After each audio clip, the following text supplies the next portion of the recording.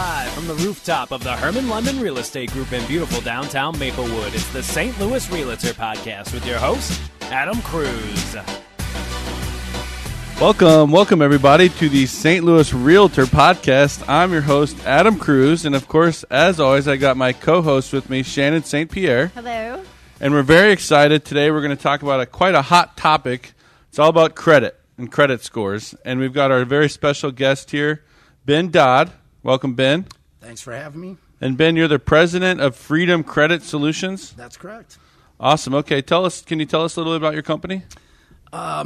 We are a credit remediation company. We're an attorney-backed firm that has been in business for approximately 6 years. But I came from the mortgage industry. I have about 19 years in that, so I'm well-versed on mortgage lending as well as the credit that's required to, help clients obtain mortgage financing. So you said it's a credit remediation company. What that means is you guys are all about helping people improve their credit? That's correct, yes. And in all aspects of it. So we look at credit as a whole where we don't just help them repair the negative things. We're also trying to identify some places where they can help improve their credit themselves. Maybe they don't have enough trade lines, or maybe they're utilizing some credit that doesn't score quite as well, or they're utilizing credit the wrong way. I know we're looking forward to getting into asking you what all that stuff means, but so tell me, what does it mean? You said you're an attorney-backed firm. I guess that means there's some credit companies out there that are just like some guy in their basement, and then there's some professional ones like yours? Correct, yeah. A lot of people can write letters and they say they can do this on their own. They can. I've rarely seen somebody that's able to do it,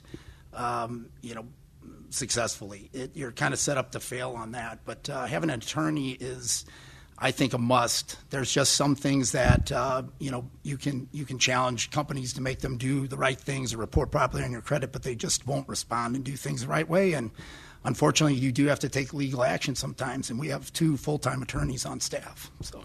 Well, let's kind of start from the beginning. I guess just give us a quick overview. What is credit, for our listeners? History. Why we started it. Right. So credit was brought about to really to report negatives. It was brought about by the banking industry so that they could justify charging higher interest rates for loans. And that would be anything, mortgages or personal loans or loans for equipment. Back then, it was lots of farming equipment, things like that. So if someone had a negative notch against them on their credit score, then they would charge them more. That's higher correct. interest. Yes, sir. But that still remains true. It remains true. The government tried to get involved on a couple of things, and what was established was, what we have now is the 3, what we call big 3 credit reporting agencies, and that's, obviously TransUnion, Equifax, and Experian. Well, these companies they report data that's given to them by creditors. So that's why they call it a credit report. So you have your credit cards, your student loans, your mortgages, your autos, and then now what's more prevalent is now collections are even reporting on there. And then that data is reported to, companies that have scoring models, the biggest one being Fair Isaac, which is called FICO. It's commonly known as FICO, and they have scoring models. And I'm a FICO certified professional, which means I'm certified and do continuing education on all the different FICO algorithms. So what you'll find is there's different scores for everything you buy. So when the credit reporting agencies report the data to FICO, they're the ones that report the scoring. So it's not the credit reporting agencies that report the score, it's FICO. And then they take and put that score on their reports, and that's what people utilize to, obviously compute what the interest rate's going to be for certain things that you buy. And again, mortgages, autos, student loans. So historically, you said that it was used to report anything negative. Yes. But so now, is it to report negative and positive? And if you don't have positive, is it a negative if you don't have the positive? Exactly. That's also a negative if you don't have enough credit or the right types of credit. You'll see score deficiencies. So. But there's evidence that it's still there for reporting negatives because, let's say, for instance, you pay 12 months on-time payments on pretty much anything, a credit card, but you get one 30-day late. You don't see your 12 months on-time payment, shooting your score up 70 points. But you get one 30-day late payment, you will see a significant drop in your credit score, 60 points possibly, and that that lends to the fact that it is there to report negatives. So does everyone start, you're born, right? Do you start with a 0 or do you start with perfect credit? That's a great question. You start with 0, meaning you have to have, in order to score. You don't start with 0 credit, really, but whenever you establish credit. So I got one back for a rental application. It had a dash. Right. So, and again, you have to establish credit to have credit, for one. So with no credit, you do start at pretty much a 0. As far as the score was something that was brought about within the past 10 years, really, that's been utilized. So the scoring algorithm does take 6 months of recent positive reporting credit in order to get a score. So if you just establish, let's say, a Capital One credit card and you've only made 3 payments on it, and that's the only credit you have, you still will not have a score. Not until it reaches 6 months will it score. And then that score will be, the data will come from how you've managed that credit card for the past 6 months. Okay. So when I was take a minimum of 6 months. Yes, ma'am. Okay, I've heard 3 months. And to maintain it. So let's say you stop utilizing credit, but you have old credit history, but it's a couple of years old, and you haven't had any recent credit and you haven't paid on it, you will start to lose your scores again because you have to constantly use it or you lose it type situation. Okay, so I've got so many questions here. So you need to have some sort of credit. So I think when I was in high school, my dad opened a credit card in my name, and only for me to use to buy gas for my car and stuff like that. Was that a good move? Is that what people should do for their kids now? That's an excellent move. 10% of your scoring model is based on the length of credit history, so how long it's been established. So in your case, you established credit quite some time ago, and it's definitely benefited you. Okay. As long as it's utilized correctly in the right way. That's the other part of my question there. You said something like you have to use it or it's a negative against you too.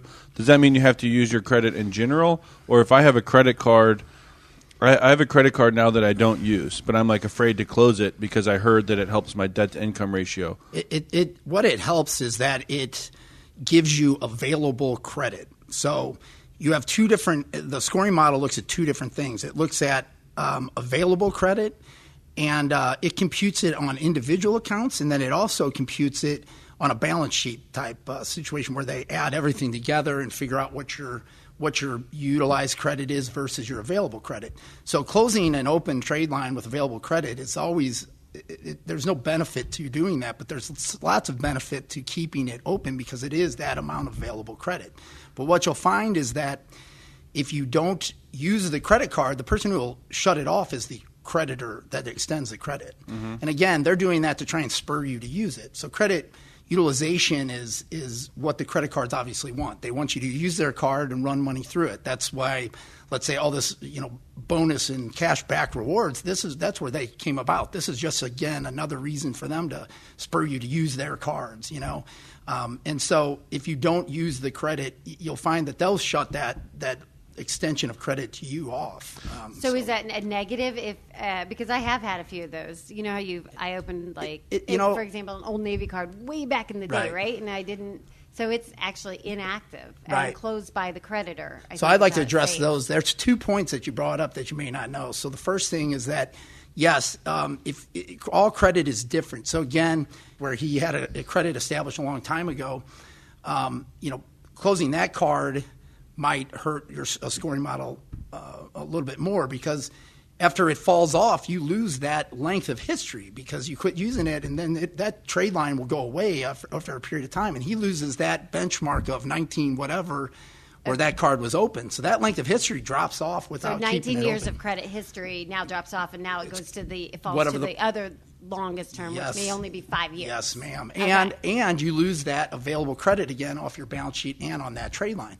So, but in a case of if you have established credit, let's say you have 6 other credit cards, and all those are really low utilization, and you've kept those and maintained those well, that little card like that dropping off is not probably going to make a dent at all in your credit. Like an Old Navy card. Yeah. And so that's my other point. So Old Navy and any of the retail store charges are considered charges. They're not credit cards. They're not bank revolving cards.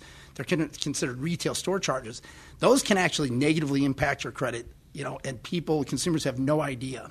So carrying a balance on those cards, regardless, let's say you have a $10,000 limit on your Kohl's card, but you carry $10 on it, it's immediately going to drop your score because it considers, the FICO scoring model considers that poor utilization of credit because no retail store card is brought out below 24.9% interest. So why would you get your 20% off Bed Bath & Beyond coupon, go and buy something, and then carry a balance on your credit card at 25%?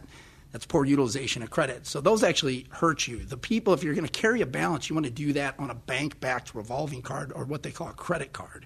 So charge accounts and credit cards are scored differently on the FICO scoring model. Oh, that's super interesting. I actually had no idea. See, so I didn't I'm know okay that with either. getting. So it's totally okay to let those cards go because they're Close them hurting down, me. it sounds like. Oh, well, I Right. never use them. Well, I use my one credit card. Again, the because available I credit pay. part is good, but you're supposed to use those. We call those, we have a I don't term have and time we tell to go our to Old consumers. Navy and use my Right. one little charge. Like, Right, get it. right. Like, Yeah, too we busy. we tell our clients, we call them something different. We call them cash management cards. We want you to use that and look at it as managing your cash for 30 days. Use it how it's supposed to be established. It's made to be used and paid off in full at the end of the 30-day period of time with no interest.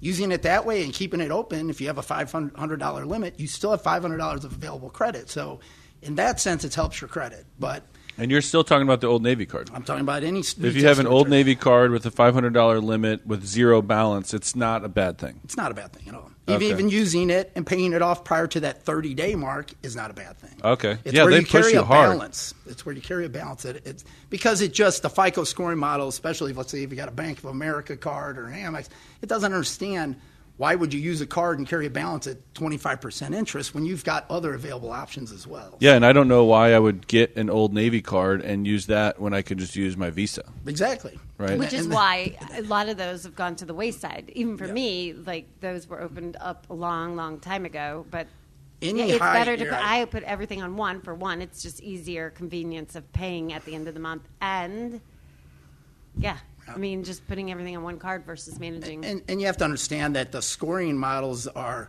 again, they're scored off of what the data is that's given to them by the credit reporting agencies. So how you pay and when you pay is also a factor. Okay, let's on talk how it about scores. that because Yes. I've heard a myth, or maybe so fact or fiction. So my credit card say is due on the 25th. If I pay on the 25th, is that a negative? Do I need to pay? I've heard that you need to pay 10 days sooner or something of the sort. I'd like to think I might have spread that information around. So you're exactly true on that. Trended data is now the new, I guess, buzzword in credit, and it's being utilized What is that even. word? Trended data. Trended data. Okay. So they're looking at they've actually, FICO, on my last, FICO, continuing education, I was told about trended data by a FICO professional that came to speak to everyone. And trended data, they've started using a new algorithm, and they've got several which are pretty mind-blowing, but they've looked at how people pay, when they pay, and how much they pay, and from that, they're able to compute within $8,000 what people's annual income is. It sounds shocking, but they're 92% accurate on that in an 8,000-person study.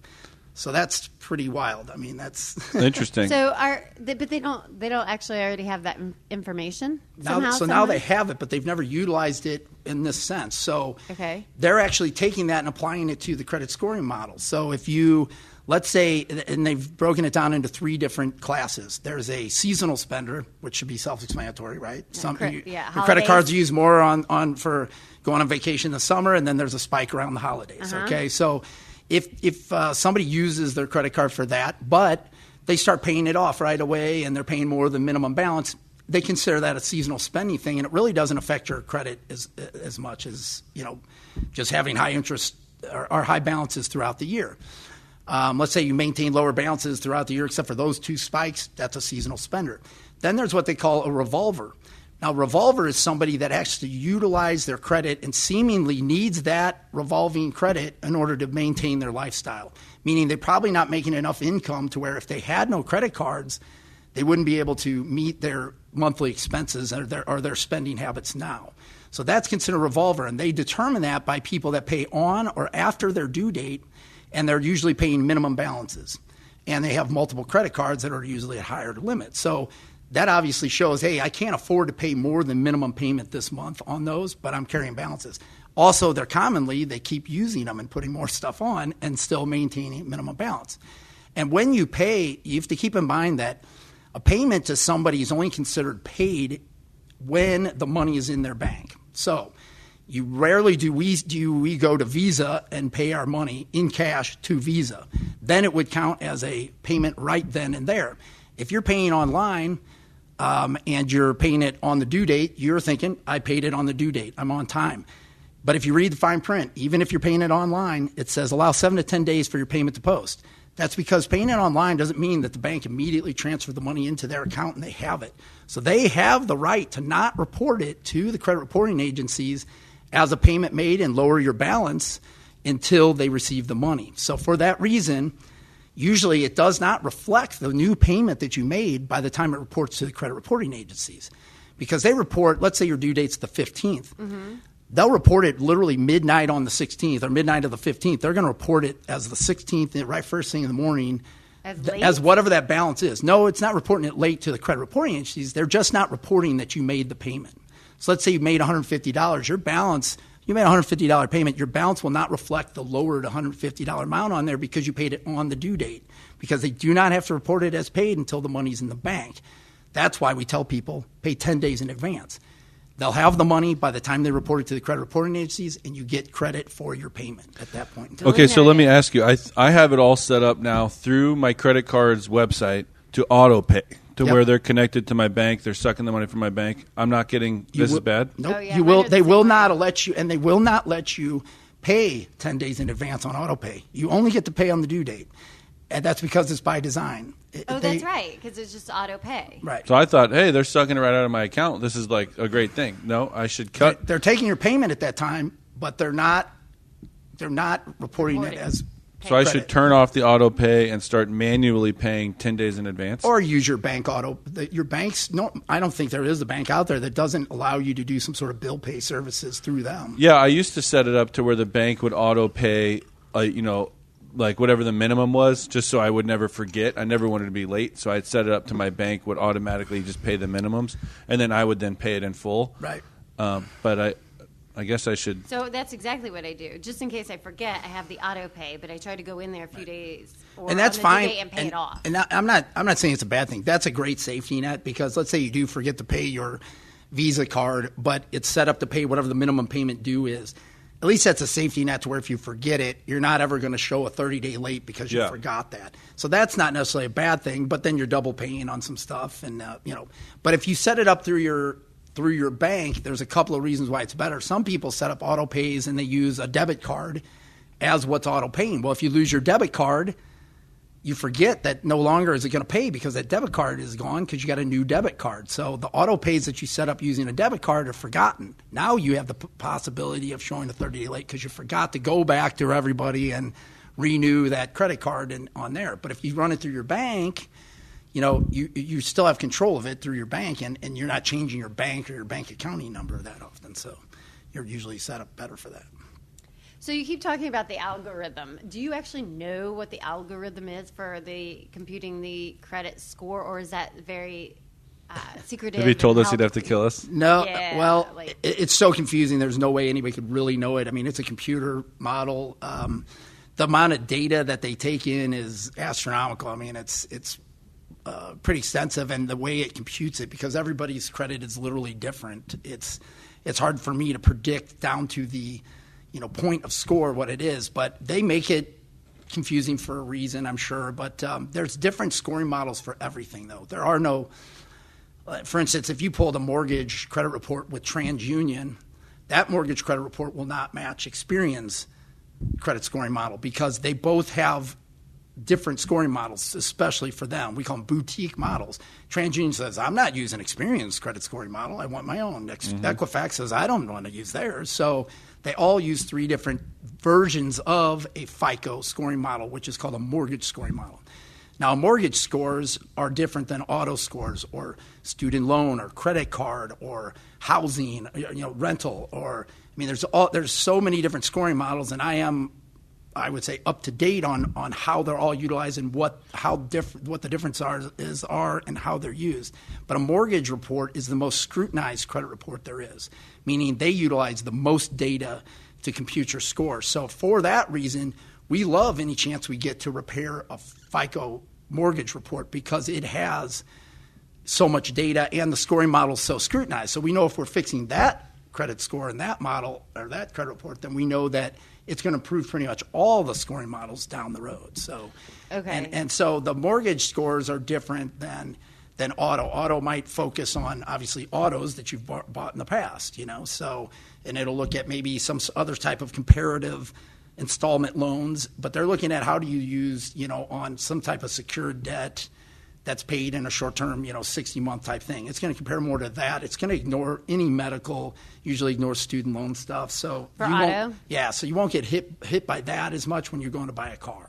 Oh, that's interesting. Yeah. So what about the mortgage? So mortgage does that take into account the medical bills, everything, the student loans? Everything. Public record, collections, repos, foreclosures, anything that's negative. So student loans come up, medical bills do too, but people ask us all the time how much they affect the credit score, especially student loans. You have a lot of young people trying to buy houses, and they have. So that's a twofold question. Mortgage is allowed, let's say, with mortgage financing, but the mortgage financing is I believe they still forgive, I guess, medical collections where it's not, if they're on there, you can still get financing as long as you meet the credit criteria, right? I'm not totally sure. Okay. From what I understand, I think FHA allows it. You can still have medical collections. I'd have to research that. I'm not sure either. But, okay. But what it does do is it still hurts the scoring model. Okay. So even if it's okay, let's say they allow medical collections and they don't use it to determine whether you can buy a home or not, it's still affecting your credit score because the FICO scoring model, again, is a computer. It doesn't see what the collection is. It looks at a code, and a collection is a code 9. So code 9 is the same for a collection, a charge-off, judgment, foreclosure. All those are all code 9s. Code 9s have a same score drop for everything. Then it looks at whether it has a balance or not. And if it has a balance, that's another score drop. And then it looks to see if you have a past due on it. And if it does, there's another score drop. So a $20 medical collection could theoretically drop your score just as much as a Capital One charge-off because it doesn't look at dollar amounts. It's looking at those fields and those codes. So you have a $20 medical collection or a $20,000 medical collection, it's going to drop your score the same amount. Crazy. And for that purpose, we always tell people don't just pay that $20 medical collection because even though it's a small amount, we want you to, get the medical collection off instead. Oh, don't just pay it because you guys can get it taken off, and then because paying it will only help so much. Right. So paying it doesn't take it off? Actually, initially paying it, because it's a third-party collector, actually hurts your score. And the reason why it hurts your score is because it resets that collection as a brand-new collection again. So, yes, it will take the past due and put it at 0. It'll take the balance and put it at 0. But now it'll still be a code 9, but because you admitted to owing the third-party collector instead of the medical provider, which is who they were collecting for before, it's going to reset that as a date, as a paid medical collection on the day you paid it. So it's going to show up as a new code 9 again, and it's going to drop your score. Okay, that's I know so it's not fair. Unfair. So if a collection company calls you and says, "Hey, you owe MSD," that's the sewer company. If you owe them $100, you should say and just hang up on them and call MSD and pay them the $100, right? If you're really savvy, you can actually set that up to benefit you, but we don't want anybody trying that at home. So I've actually on my Facebook page on ours, I've actually done a case study of a medical collection that was just given to me. Me personally, I was excited about this because I knew I didn't know it, and I knew it was a third-party collector. So I played around with it. Our phones are all set up to record, so I immediately took this call, and she started calling me, and she was asking me. This is a collections person calling you? This is a collection person calling me about a medical collection for a client. Walking into the Hornets nest. For a client? Right, for me. This was for me. I personally got one, and so I went on Facebook, and I said, here you go. I was smiling, holding this collection letter saying, all right, boys and girls, get ready. I'm going to use this as a case study, and I'm going to give you play-by-play on what happens with this. They got it, and the lady called me, and what I had done is I immediately called the company, and I only got a recorded line. The collection company. Okay, the collection company. They're saying I owed $67 to SSM and from 2012. I'm sorry, but I just don't owe them. You know what I mean? Yeah.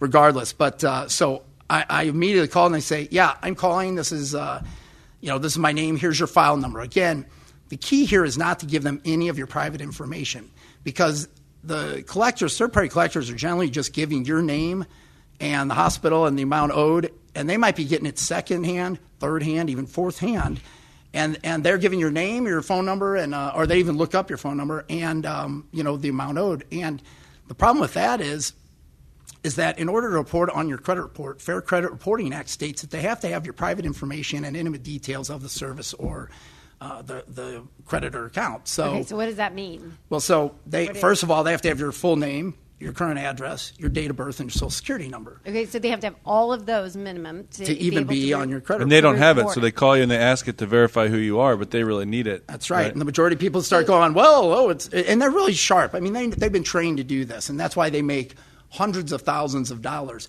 It's also the reason why over the past 3 years there's been $7.5 billion in double paid medical debts. It's because they're collecting on medical debts that have already been paid, that haven't been pulled back by the medical billing companies and things like that. But they weren't applied correctly? Exactly. Or they were paid past, let's say, a 30-day point. Let's say Blue Cross Blue Shield was a little late. They got it to SSM Healthcare on the 32nd day. Well, the head doesn't talk to the hand.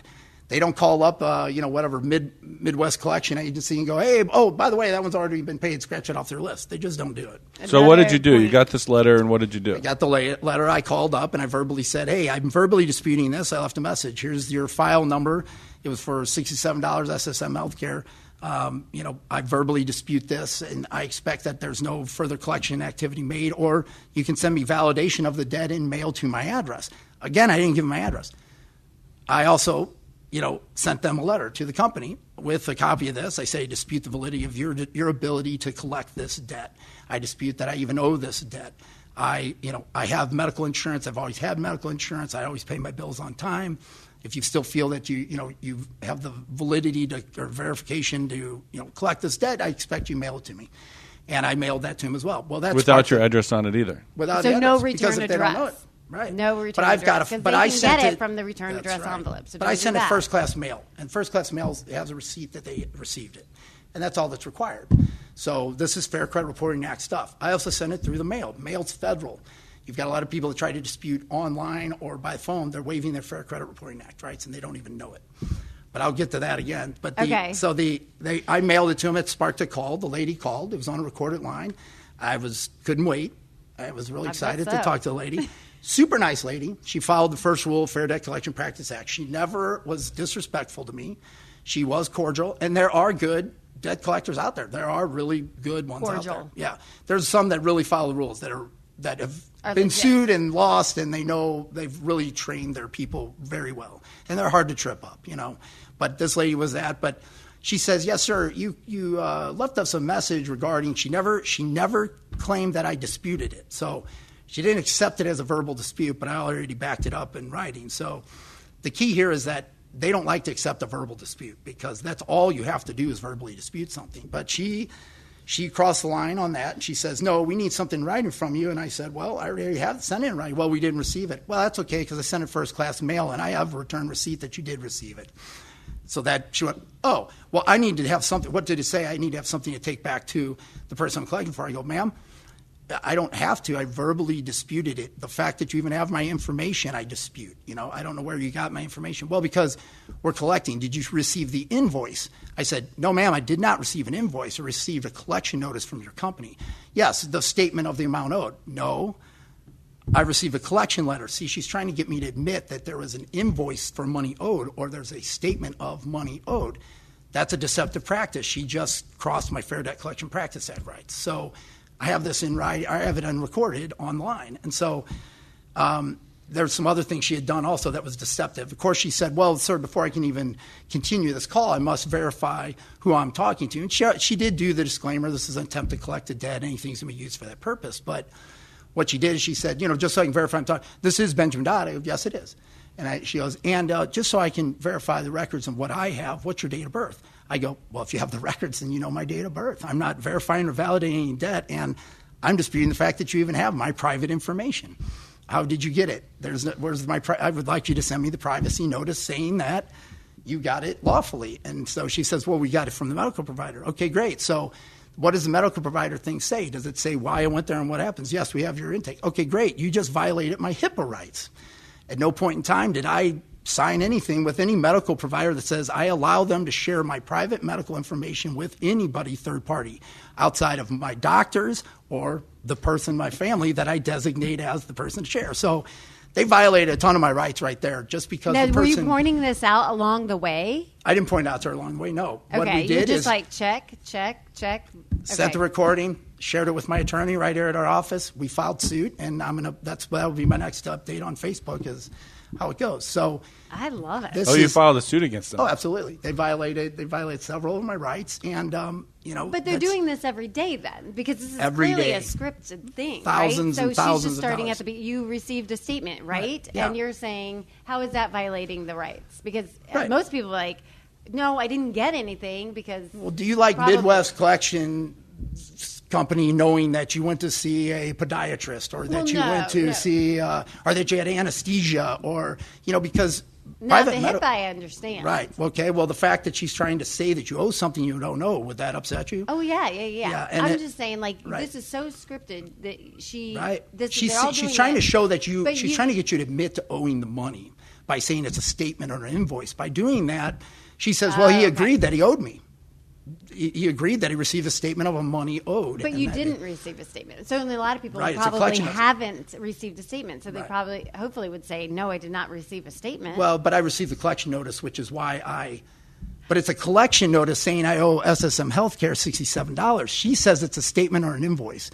They do put invoice on there, but it's not an invoice. It's a collection notice. So there is a clear difference between the letter that you got in the mail and an invoice or a statement. Correct, because it's from a third-party collector. If SSM Healthcare sent me an invoice, that's an invoice. Okay. If I truly had those medical services, and if I didn't pay those, that's an invoice. I could say, yes, I received your invoice, but I don't owe it. I could dispute it with them. But medical providers never collect their own debts. So, well, let me pause for a second. So how can we follow you on Facebook or wherever so we can see the result of this situation? Right. It's Freedom Credit Solutions on Facebook. So just follow Freedom Credit Solutions. Yep. It's not your personal page. No, but it was me on my personal page sharing it on our website. Company page. Most people can follow me too on Facebook. It's just Benjamin Dodd, so it's my full name. Okay. But it's play by play on this.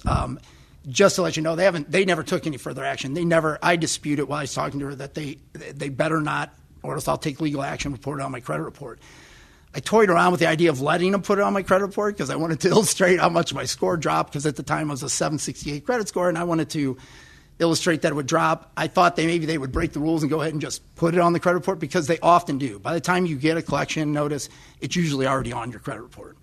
And the problem with that is that the law fails you there. The Fair Credit Reporting Act kind of leaves a window open for them to utilize your credit report as a collection tool. So they'll allow them to put it on there because it's the consumer's responsibility to know what's on their credit report, and it's the consumer's responsibility to dispute any unverifiable or fraudulent or obsolete data that's on there. It's their responsibility to dispute it. So if there's collections on there and they don't look up their credit report, first of all, which you should check your credit at least quarterly, if not have monitoring, but if they don't look at that and see what's on there and they don't dispute that stuff, that means it's allowed to stay on there.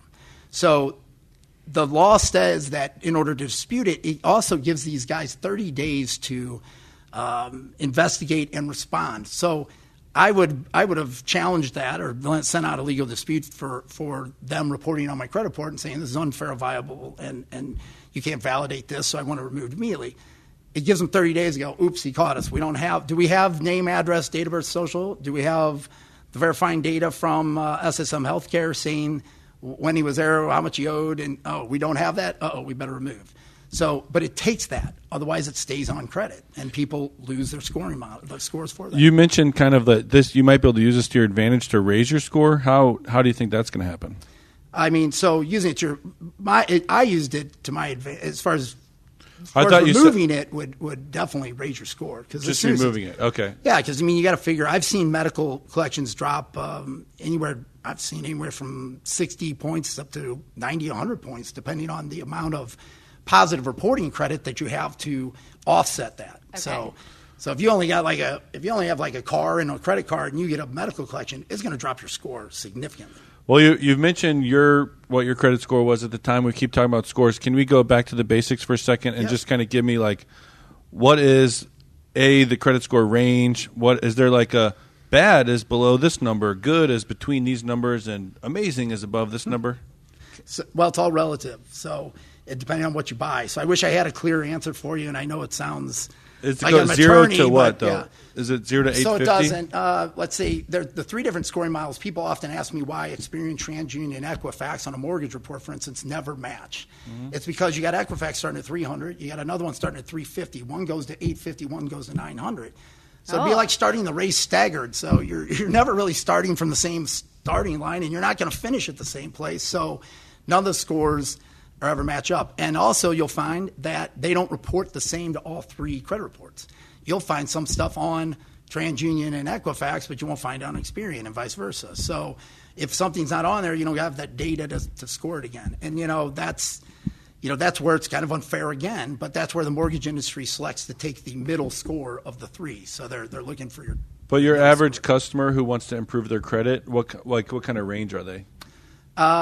We deal with people all the way down into, in-house, we have a record. Somebody was a 343, I think, on Experian, which starts at 300. So, we deal with people there. The difference is not that they can't be helped. The difference is why are they late? Why are they scored so low? And what do we have to fix? So if it's third-party collections, we find that the people that are at 450 and are at 550, it's not that they're that much different. It's just that they have more. Let's say you have somebody with 10 collections versus 5 collections. Coincidentally, after we send off our first round of legal challenges, we remove a little bit over 45% of all negative items in our first legal challenge, which is generally about 40 days. Well, what that does, it takes a person from 10 down to 5 and a person from 5 to about 2.5, let's say. So see, they're catching up in the race. So their scores significantly increase. And it's just because they have more. It's not that anything's worse. It's just that they've got 10 code 9s, they have 5. So we find that we can help anybody at any range, but it's if they have, if they have the means, if they have the patience to do it, if they, follow through with our plan that we give to people. We find that it's a lot of work, right? The people that, and we don't sign every client just because some clients can't be helped, and the people that can't be helped at that time, not that they can't ever be helped. The people that wouldn't be our clients would be people that have 6 credit cards and they're all currently late on current credit cards. They're just dropped because they have a cash flow problem. It's not a credit issue. It's their cash flow issue. And for that purpose, I'm going to say, don't pay us money. There's nothing we can fix. Take that money and pay down a credit card. Those are our clients that So you guys don't do like consulting, because those people need your help probably in telling them stop spending your money the way you do. Yes. Right? Everybody that we get a credit report, whether they become a client or not, is furnished with what we call a plan of action. Okay. That's for any credit repair we can do, but also, like I said, looking at credit as a whole is how can you help yourself and improve it. And somebody who has multiple credit cards with high balances, I would determine what their cash flow is, which they know, and what is their ability to repay this debt. If they're in financial destitute, they may require some sort of relief, like a payment plan, a wage earner plan, or maybe even possibly filing for, bankruptcy of some sort. So that's what bankruptcy is there for. It's a safety net if you do it, and you can recover from it. It just takes a while, to do so. Mm-hmm. So is there like a pat yourself on the back? You've got great credit number. Is it in the 7s? Are you saying it depends? I know, but yeah. One thing, we can help a lot of clients with a lot of things. We have what we call our credit elite program, and those are just people that just have to have the best of the best credit scores. Where we have a problem is getting people up in the 800 range. That really takes that length of credit history. Uh-huh. That's the one thing we can't help you with. We couldn't be your dad and get you that credit card back in college. We can't be that guy, so we can't manufacture that. But just like anything else, there are things that score higher on a credit report than others. And there's actually, believe it or not, brands of credit cards and types of credit cards that score better than others. Right. We have a database of every credit card that's out there. We know the guidelines to getting the credit card, just like the American Express Black. Everybody says, how do you get that? And we know the guidelines to get an American Express Black card. So all of them score differently. But obviously, do I really want the American Express Black card, though?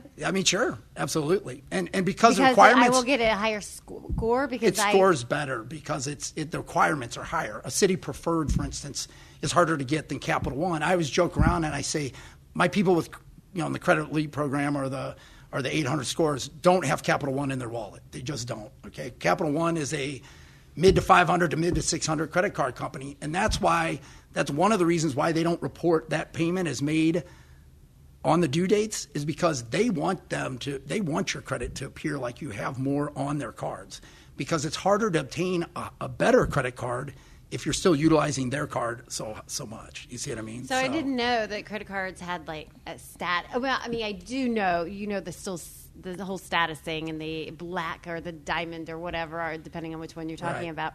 But I didn't know it actually impacted your credit score. So this is the best one, because I'm going to try to get it. Actually, I am probably going to go apply. So this is more of a recent development on the more recent ones. It's not really published that they go by brand of card, and it's not really published really that they're supposed to discriminate on you having credit cards. It's being revolving. But what they separated was they started separating things out.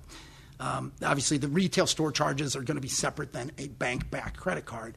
Mm-hmm. And what is determined as bank-backed credit cards, U.S. Bank, Bank of America is a bank-backed card. But there's some cards that are underwritten by just one bank. Like Synchrony Bank will underwrite a lot of Visas, okay? And they're called Visas and MasterCards, but they're by Synchrony Bank and so on and so forth. Your city and all that stuff.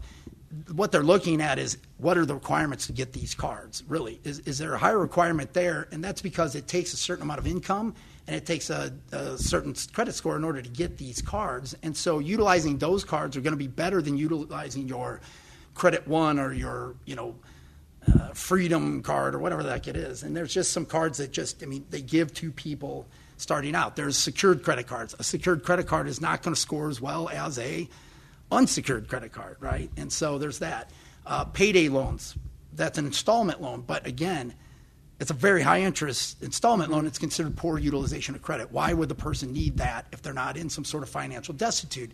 It drops your score. You got to understand the score is a snapshot in time of your ability to finance and how close you are to some sort of financial distress. So if you got payday loans and you're consistently putting them on and paying them off, okay, that shows that you can't maintain your current level of existence without getting some sort of help. And unfortunately, your only turn to help is a 50% to 100% interest rate, source of credit. And so it's going to hurt your score.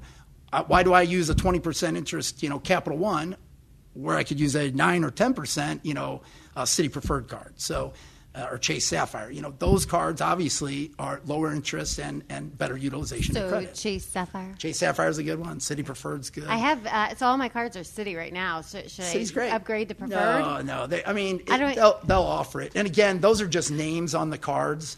Those are names on the cards. Okay, so let's go back to... Gotta go with that Chase Sapphire Reserve. There he is. OMG. And you have to understand the names on the cards are...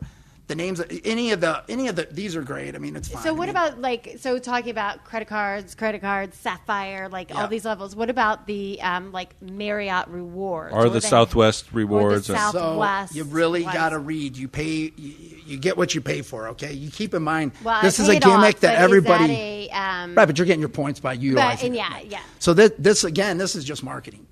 No credit card's going to give you anything for free. They're just not. They're in the business to make money.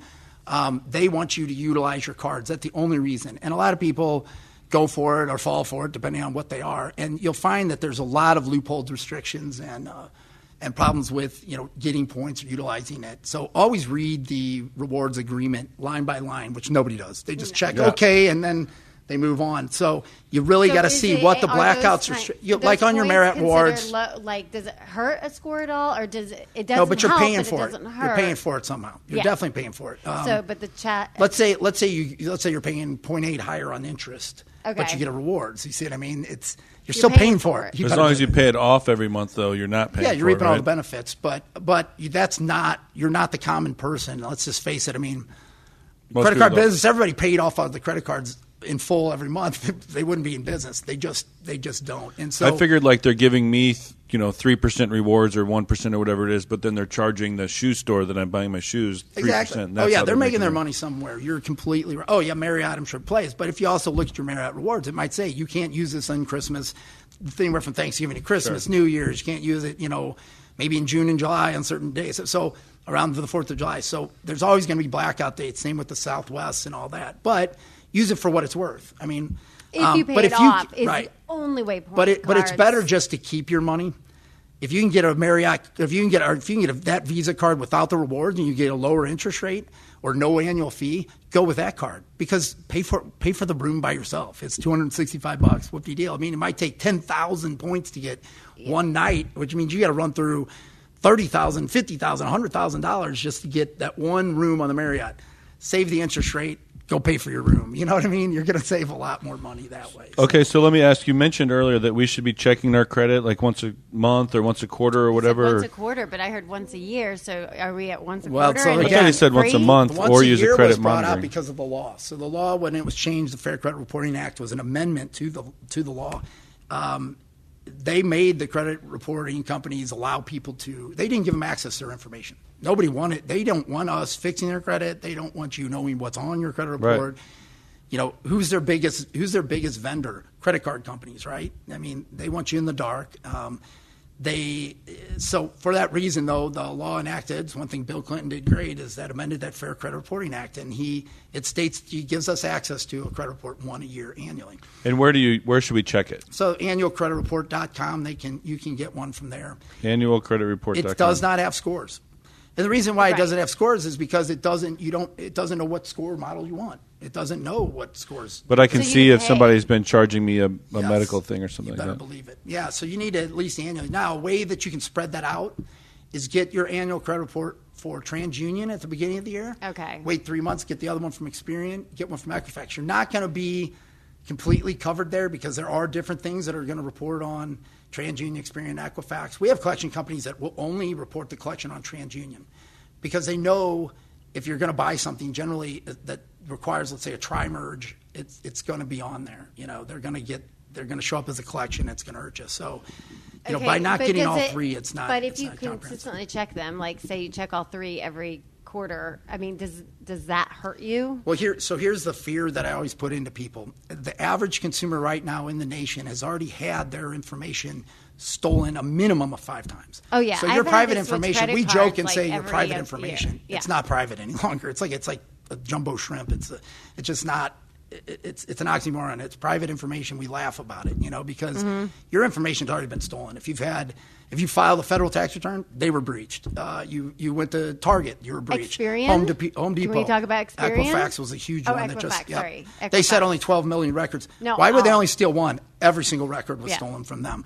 The funny thing about that is that they gave people a free credit monitoring to LifeLock. Yeah, that didn't. They own LifeLock. So now you got them monitoring their own loss, you know, for free. And what people don't understand is when they sign that, they signed an indemnification agreement in there that indemnifies Equifax from any wrongdoing or harm from the breach. So you can't sue them. So you can't sue them. So, you know, that's really the thing here is, so we recommend everybody has credit monitoring. In this day and age, if you don't have some sort of monitoring.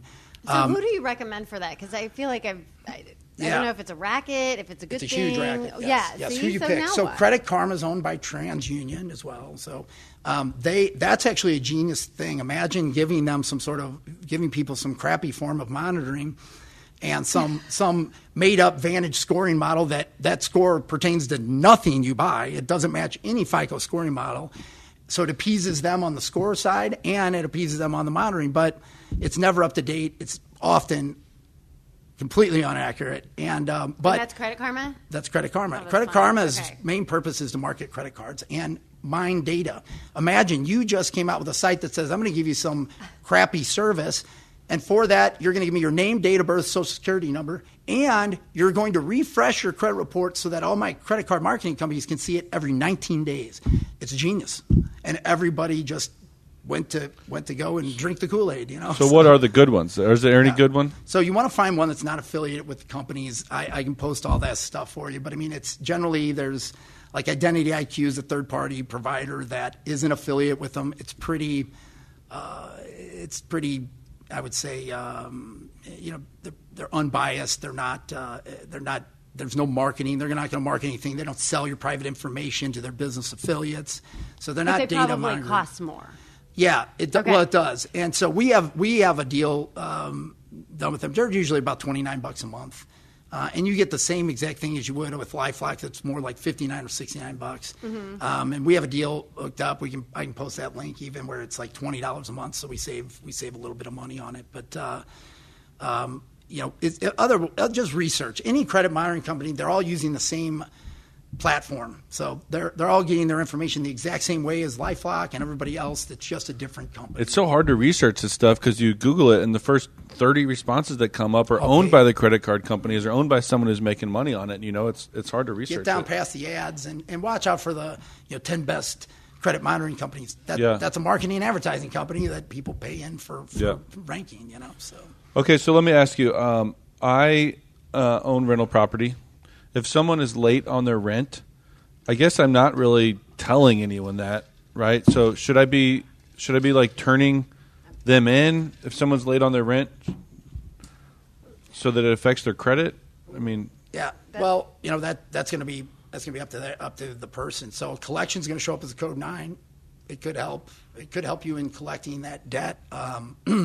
Rental to date, they don't have a scoring model for rental. I mean, they have a scoring model specifically for rental, so you can subscribe to that service, and you can actually pull up a FICO rental score or FICO rental report, which tracks data of any rentals of people who've reported. That's the key. So if you didn't report rental, but keep in mind you can't collect for just one person.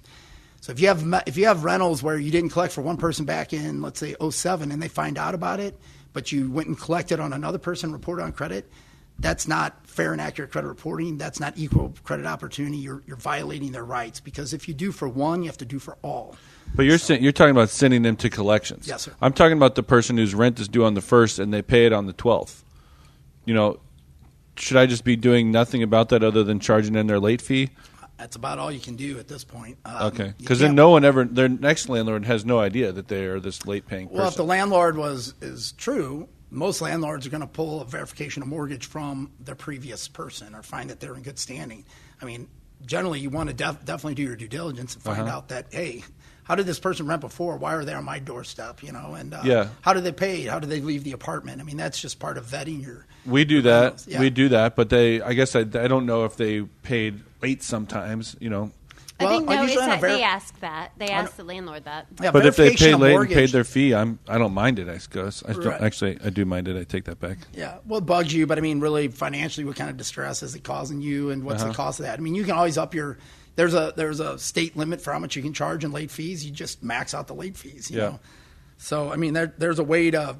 What's the late fee here in Missouri? Yeah, I got to say I don't know. I know that like a return check fee, I think maxes out at $35 right now. So. Okay. But so there's things like that, but knowing that. But vetting rental, what I was getting to is, let's say there are some scams out there that say, hey, pay us and we'll report your rent on your credit report.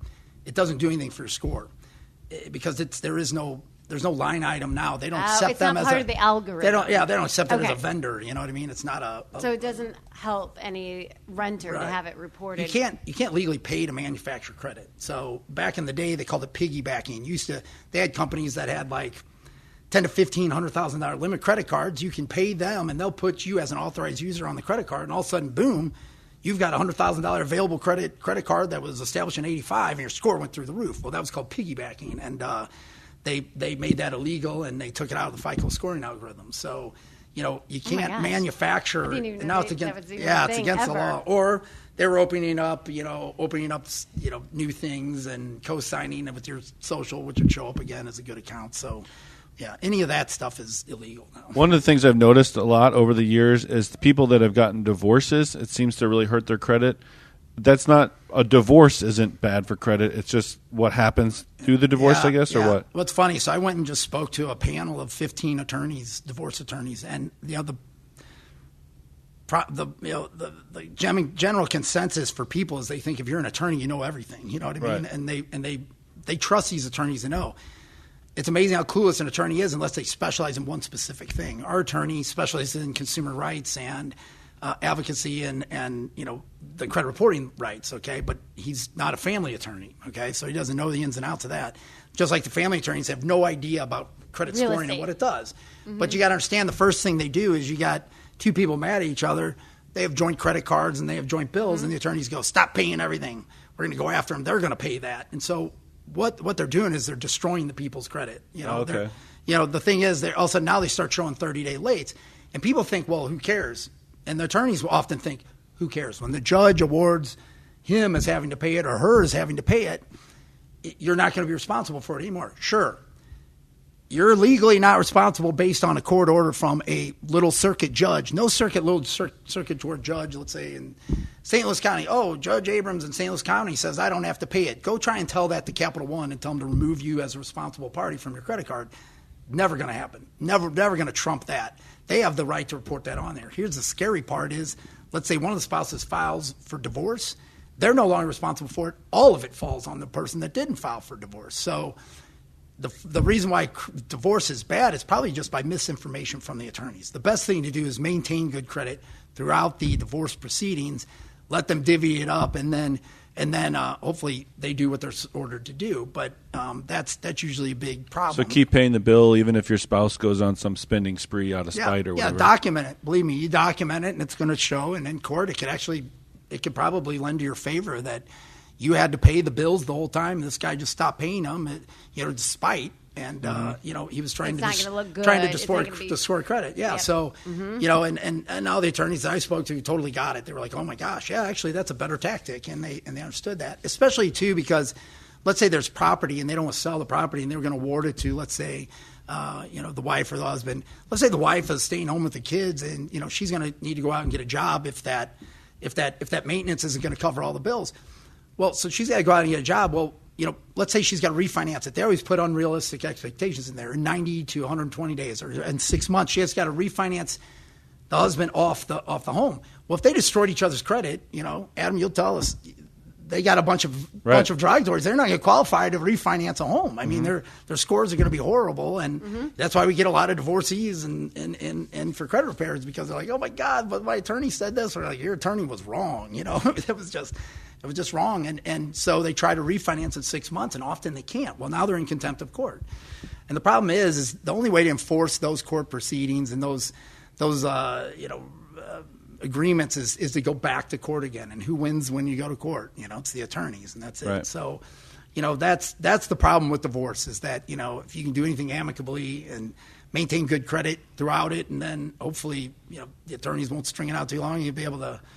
And the other person will perform and they'll pay them off. But immediately closing the cards is usually the best thing to do. So try not to get a divorce. Listen to our old podcast where we interviewed Joe Rossi. But if you're going to get a divorce, call Ben, right, and kind of get some guidance on how to process through the divorce. Ben, can you give us your contact information before we wrap up here? Absolutely. You can reach me at my office at 314-606-8221, or you can reach me by email at ben@freedomcreditsolutions with an S on the end, .us. So not .com, .us. So freedomcreditsolutions.us.